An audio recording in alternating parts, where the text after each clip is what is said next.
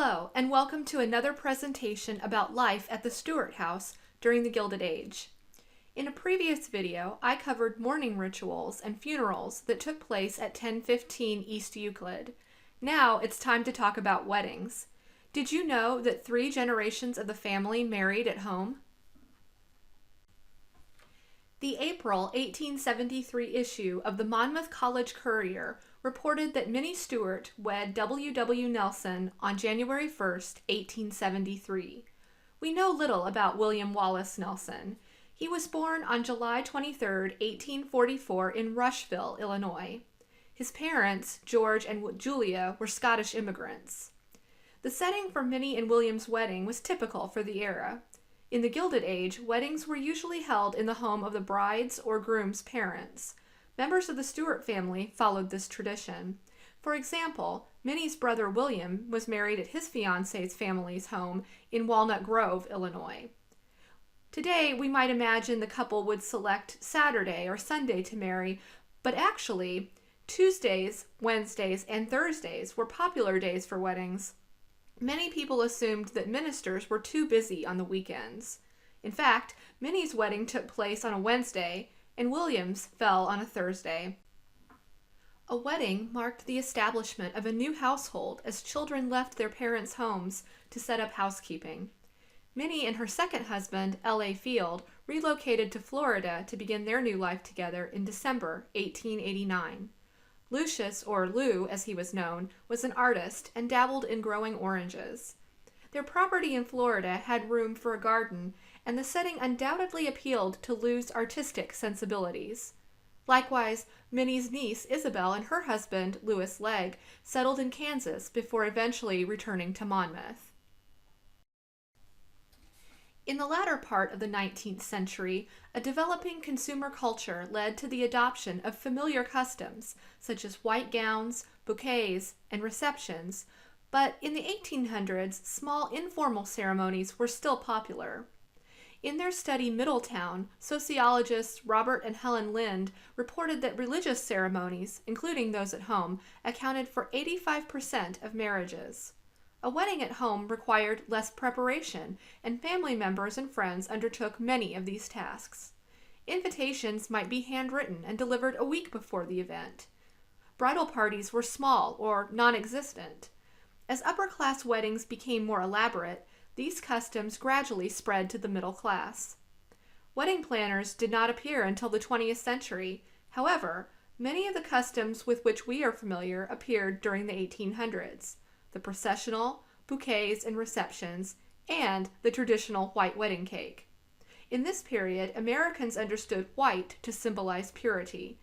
A white cake would have only appeared in an upper-class wedding.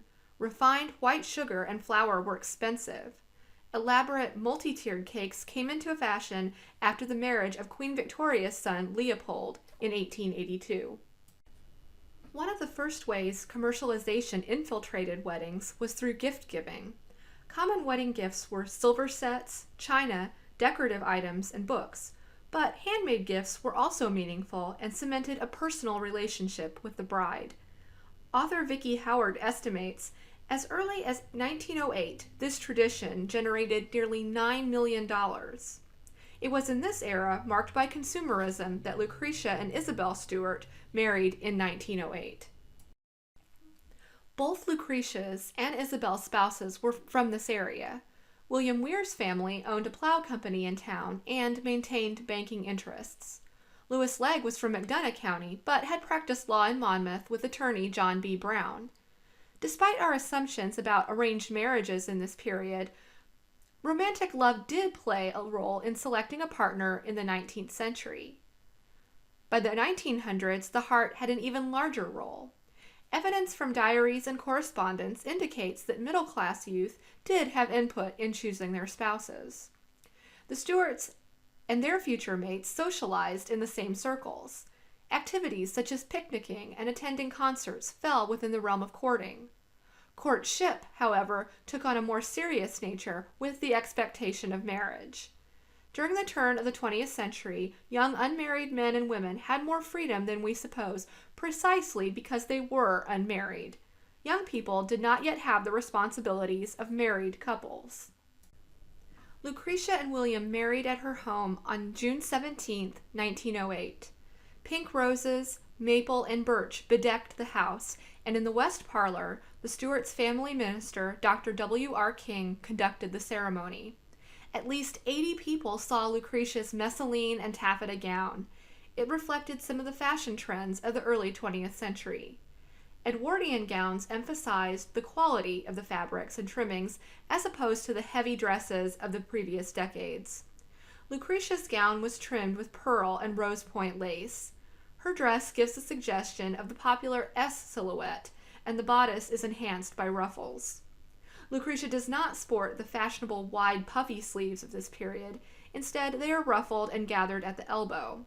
Her high-colored gown is white, but some brides chose to wear azure or pale pink. The dress also speaks to the simpler, flowing silhouette which was to come. Such designs were better suited to dancing the tango, turkey trot, or hesitation waltz. It was common to repurpose or reuse dresses and veils. Lucretia's younger sister, Isabel, wore the same gown on her wedding day 4 months later in October. Both sisters carried roses and lilies of the valley in their bouquets, too. Bridal roses symbolize happy love, and lilies of the valley a return to happiness, according to the Victorian language of flowers.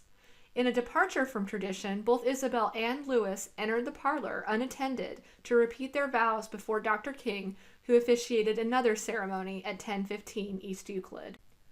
By the time Lucretia's daughter Mary wed in 1939, marrying at home had largely fallen out of fashion.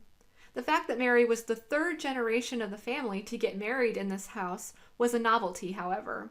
Families deeply rooted in tradition, especially in smaller communities, continued to observe Gilded Age customs well into the 20th century.